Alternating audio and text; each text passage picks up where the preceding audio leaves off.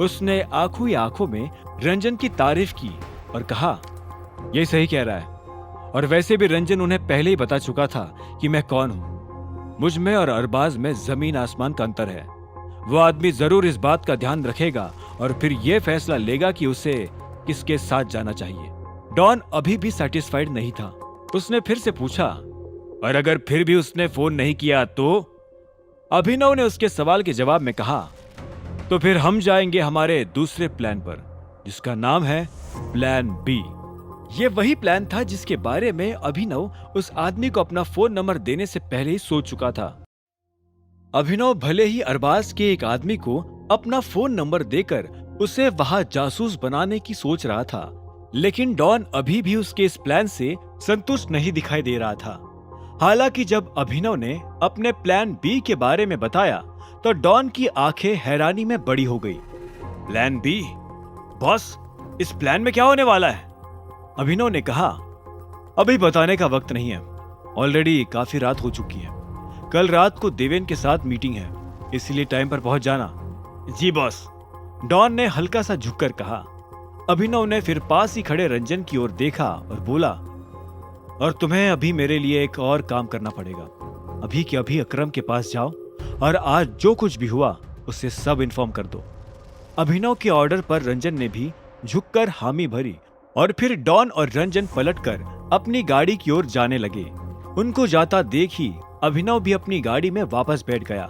गाड़ी चलाते हुए वो यही सोच रहा था कि आज के इस हादसे को सुनकर अब अकरम कैसे रिएक्ट करने वाला था। ये बात तो साफ थी कि वो खुश तो नहीं होगा, लेकिन अगर अभिनव उससे ये बात छुपा के भी रखता तो वो और ज्यादा नाराज हो सकता था।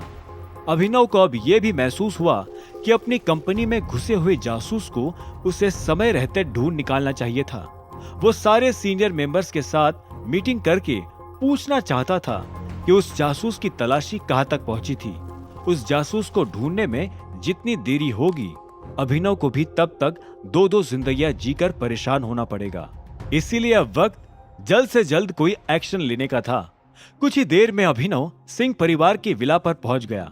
उसने मेन गेट खुलवाने के लिए हॉर्न बजाया, जिससे कुर्सी पर सोया वॉचमैन चिढ़ते हुए उठा और बोला, बार बार इतना लेट आते हो, तुम्हारी वजह से नींद हराम हो रखी है मेरी। शिकायत करते हुए गेट खोलकर वो वॉचमैन तुरंत ही अपनी कुर्सी पर जाकर वापस बैठ गया। अभिनव ने उसे कुछ जवाब नहीं दिया और वो गाड़ी सीधा अंदर ले गया।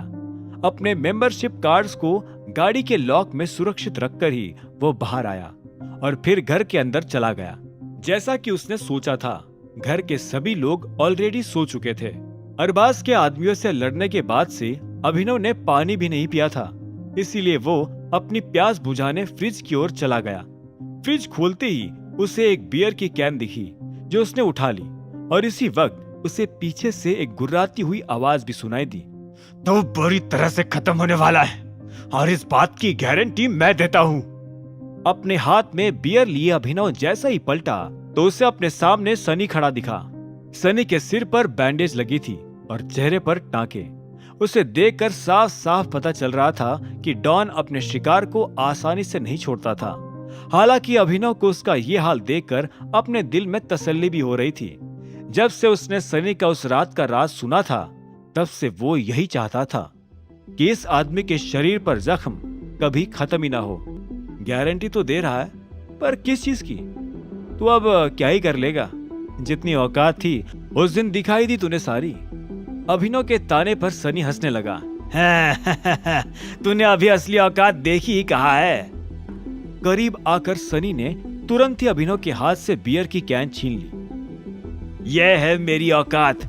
जैसे ये बियर छीनी है ना, वैसे ही एक एक करके इस घर की सारी चीजें छीन लूंगा तुझसे।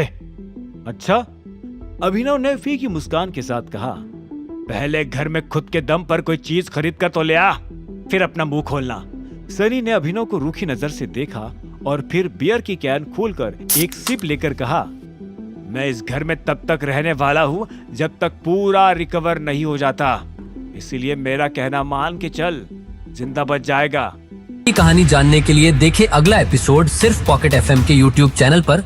और द रिटर्न ऑफ टाइगर के सारे एपिसोड्स को सुनने के लिए डिस्क्रिप्शन में दी लिंक से डाउनलोड करें पॉकेट FM ऐप।